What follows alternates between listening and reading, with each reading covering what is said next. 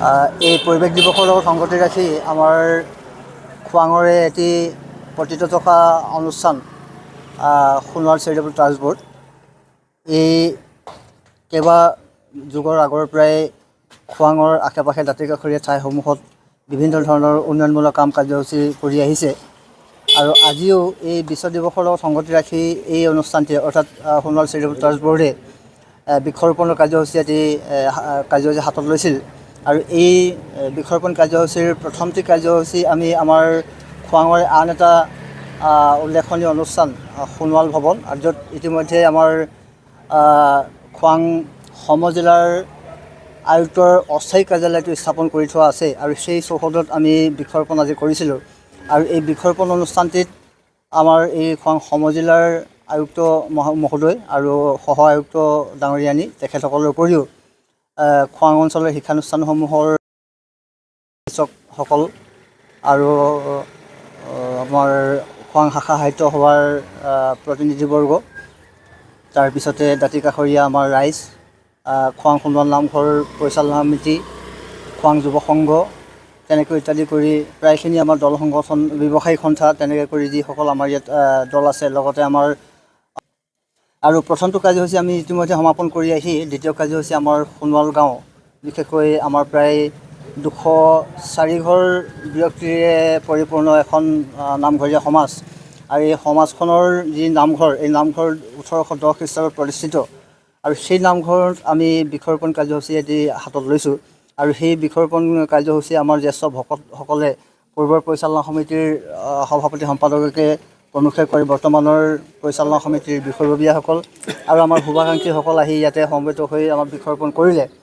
আৰু এইখিনি সমাপন হোৱাৰ পাছতে ইয়াৰ পাছতে আমাৰ আন এটা আমাৰ যুৱকসকলৰ খোৱাং গাঁৱৰ যুৱকসকলৰ এটি অনুষ্ঠান সংঘ, আমাৰ খোৱাং যুৱ সংঘ, এতিয়া যিটো আমাৰ খোৱাং যুৱ মঞ্চ বুলি জনা যায়, আমাৰ নামঘৰৰ পৰা নাতি দূৰৈতে সেই অনুষ্ঠানটি অৱস্থিত। সেই অনুষ্ঠানটিত গৈ আমি বৃক্ষৰোপণ অনুষ্ঠানটি আজি পালন কৰিম। আৰু এই তিনিটা কাৰ্যসূচী ইতিমধ্যে আমি সমাপন কৰাৰ পাছত আজিৰ দিনটোৰ যি আমাৰ কাৰ্যসূচী সেইখিনি সমাপ্ত হ'ব।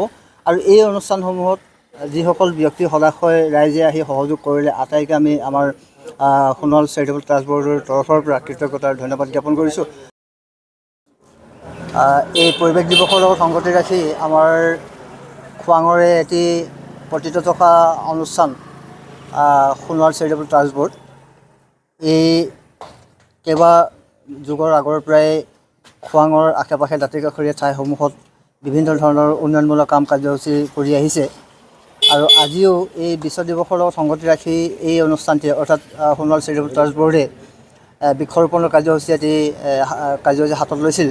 আৰু এই বৃক্ষৰোপণ কাৰ্যসূচীৰ প্ৰথমটি কাৰ্যসূচী আমি আমাৰ খোৱাঙৰে আন এটা উল্লেখনীয় অনুষ্ঠান সোণোৱাল ভৱন, আৰু য'ত ইতিমধ্যে আমাৰ খোৱাং সমজিলাৰ আয়ুক্তৰ অস্থায়ী কাৰ্যালয়টো স্থাপন কৰি থোৱা আছে আৰু সেই চৌহদত আমি বৃক্ষৰোপণ আজি কৰিছিলোঁ।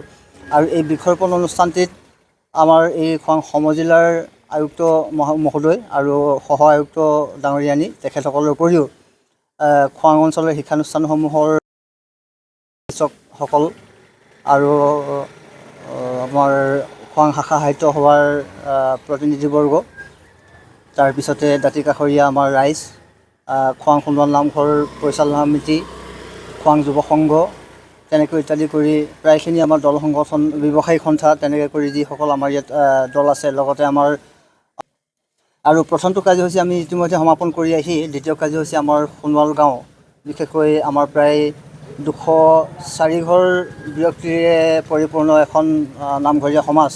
আৰু এই সমাজখনৰ যি নামঘৰ, এই নামঘৰ 1810 খ্ৰীষ্টাব্দত প্ৰতিষ্ঠিত আৰু সেই নামঘৰত আমি বৃক্ষৰোপণ কাৰ্যসূচী এটি হাতত লৈছোঁ। আৰু সেই বৃক্ষৰোপণ কাৰ্যসূচী আমাৰ জ্যেষ্ঠ ভকতসকলে পূৰ্বৰ পৰিচালনা সমিতিৰ সভাপতি সম্পাদকে প্ৰমুখ্যে কৰি বৰ্তমানৰ পৰিচালনা সমিতিৰ বিষয়ববীয়াসকল আৰু আমাৰ শুভাকাংক্ষীসকল আহি ইয়াতে সমবেত হৈ আমাৰ বৃক্ষৰোপণ কৰিলে। আৰু এইখিনি সমাপন হোৱাৰ পাছতে ইয়াৰ পাছতে আমাৰ আন এটা আমাৰ যুৱকসকলৰ খোৱাং গাঁৱৰ যুৱকসকলৰ এটি অনুষ্ঠান সংঘ, আমাৰ খোৱাং যুৱ সংঘ, এতিয়া যিটো আমাৰ খোৱাং যুৱ মঞ্চ বুলি জনা যায়, আমাৰ নামঘৰৰ পৰা নাতি দূৰৈতে সেই অনুষ্ঠানটি অৱস্থিত। সেই অনুষ্ঠানটিত গৈ আমি বৃক্ষৰোপণ অনুষ্ঠানটি আজি পালন কৰিম। আৰু এই তিনিটা কাৰ্যসূচী ইতিমধ্যে আমি সমাপন কৰাৰ পাছত আজিৰ দিনটোৰ যি আমাৰ কাৰ্যসূচী সেইখিনি সমাপ্ত হ'ব আৰু এই অনুষ্ঠানসমূহত যিসকল ব্যক্তি সদাশয় ৰাইজে আহি সহযোগ কৰিলে আটাইকে আমি আমাৰ সোণোৱাল চেৰিটেবল ট্ৰাষ্ট বৰ্ডৰ তৰফৰ পৰা কৃতজ্ঞতাৰ ধন্যবাদ জ্ঞাপন কৰিছোঁ। যিকোনো খবৰৰ বাবে যোগাযোগ কৰক 7099017330 লগতে 7099017110 নম্বৰত।